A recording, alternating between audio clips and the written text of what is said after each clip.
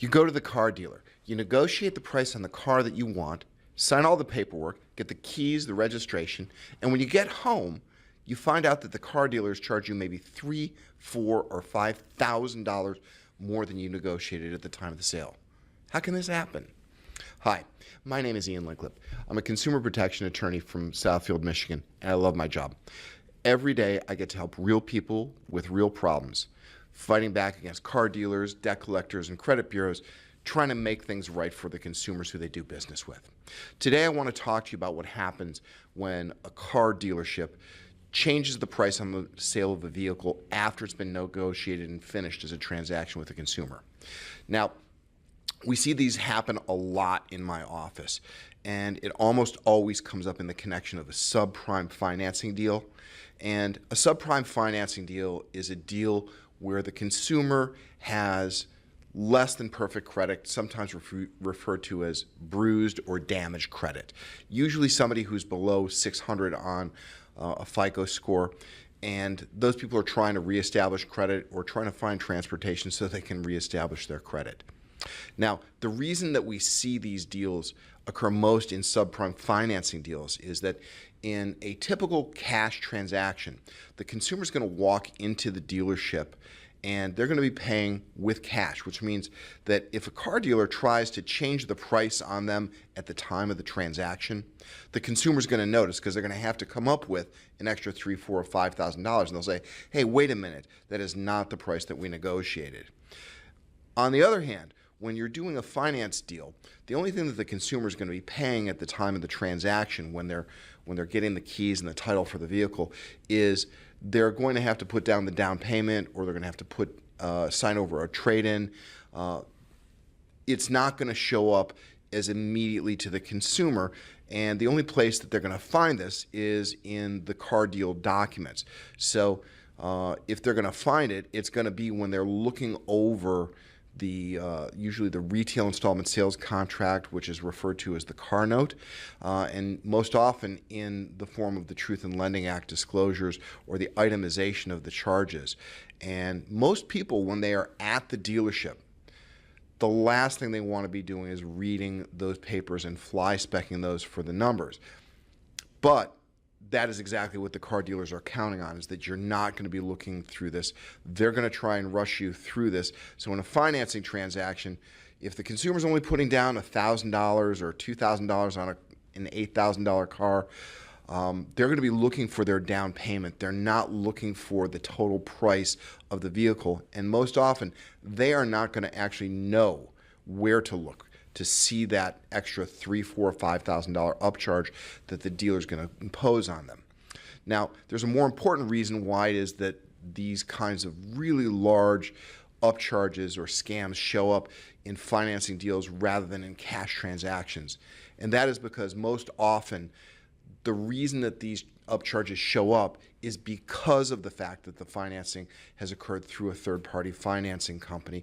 And usually there is a charge that has been imposed by that finance company on the dealer, which is referred to as either an acquisition fee or a discount fee. And when the finance company imposes this charge on the car dealer in turn is going to pass that cost on to the consumer. And they are going to do everything in their power to make sure that the consumer does not know that that charge has been imposed on them. They're going to do everything they can to hide it, to rush the transaction, because the consumer's usually been there for a very long time. That consumer's going to want out of the car dealer at that time as well. So with that as background, let me talk a little bit about how it is that car dealers make their money in the financing transaction, so you get a little better idea how this charge arises and when to be looking for it. So at the outset, car dealers want to be in the business of selling cars, not collecting payments. So you don't usually see car dealers sending out notices and payment and coupon books. And if they do, you know that you're usually dealing with what's called a buy here, pay here kind of a dealer. The car dealer wants to make its money at the time of the sale. They want to make the money off the car. They want to make the money off the special products they can sell you after the sale, known as aftermarkets or soft add-on products. And they don't want to bother with trying to hunt down payments from a consumer after the fact. They leave that to companies who specialize in that kind of business activity, and those are finance companies and banks. They have payment centers, they have call rooms, boiler rooms to make courtesy calls. They have accounting methods for tracking those payments when they come in and amortizing them and making sure that the appropriate charges are there. Car dealers do not want to be in that business. They want to get their money at the time of the sale. So when a car dealer has a customer who wants to finance a vehicle, what they're going to do, rather than taking payments on the car for the next 3 to 5 years, they're going to try and find a finance company that is going to be willing to accept payments from the consumer who's sitting across the table from them. And they're going to try and make a match between those two people. And they're going to do that before they send this car out on the road with the consumer. And before the car dealer can finalize that deal with the customer, they're going to make sure that they have already finalized the deal that they expect is going to be had with the finance company. In other words, they need to have a finance company that is willing to accept payments from a customer. Now, this is the part of the deal that most consumers know about when they go to the dealership. They know this process of matching the consumer to the finance company as the approval process. And when consumers get approved by a finance company, that means that the finance company has agreed. Yeah, car dealer, you sell this car to Mr. Jones over here, and we will then buy Mr. Jones's car note, his obligation, also known as a retail installment sales contract. We will buy that from you, and then Mr. Jones can make his payments to us, the finance companies. So that is the way that it normally goes. And if a consumer is a consumer who has reasonably good credit, something 600 and above, the car dealer is not going to have any problem matching that deal to a finance company that wants to take the payments. And what the car dealer is going to do is negotiate with the finance company about the appropriate rate of interest that the finance company is going to want to see on that contract in order to make that transaction profitable for the finance company. And so if Mr. Jones has damaged or slightly damaged credit, he may see that he has to pay 10, 11, 12, 15% interest before the finance company is going to be willing to buy that transaction from the dealer. So in an ordinary routine car deal, what you would see is that negotiation process occurs at the dealership with the car dealer telling Mr. Jones the rate of interest that he's going to have to pay in order to get approved by the finance company. And once there's an appropriate rate of interest that's agreed on, and Mr. Jones buys the car from the dealer turns around and sells that retail installment sales contract to the finance company for the face value of the contract, meaning that if Mr. Jones buys the car for $10,000, the finance company is going to buy the contract from the car dealer at $10,000, and Mr. Jones is going to make his payments then to the finance company. Now, that's what happens in an ordinary transaction. You see that the face value of the contract is in fact the value that winds up being the agreed price for the purchase from the finance company. However, in a subprime deal, this changes. So imagine instead that Mr. Jones has a neighbor, Mr. Smith, and Mr. Smith does not have good or slightly damaged credit, but has really awful credit or very badly damaged, or has a bankruptcy that they're just recovering from. Mr. Smith represents at that point perhaps a much higher credit risk. And in fact, the dealer at that point, because the state of Michigan limits the amount of interest that can be charged by a car dealer to a consumer to 25%, there may be no finance company that's willing to buy from Mr. Smith that finance contract at 25% interest. In other words, Mr. Smith may represent too much of a risk for any finance company to take payments over time, given the fact that he has bruised or damaged credit. So, in those circumstances, the finance companies will impose an extra fee that gets charged to the dealer and that fee is called an acquisition or a discount fee. And the fee can be pretty much anything that the finance company wants, but usually what we see that those fees amount to are $2,000, $3,000, $4,000, $5,000. And that can be true on transactions, and we've seen that happen in transactions which were at a cash price as low as $6,000. So you might see Mr. Smith going out the door with a car deal at $6,000, and instead of paying $6,000, Mr. Smith is going to have to pay $6,000 plus a discount fee of $3,000 or $4,000, which means that that car, which is initially really only worth $6,000, he now has to pay $10,000 for plus 25% interest. That is the effect of the discount fee.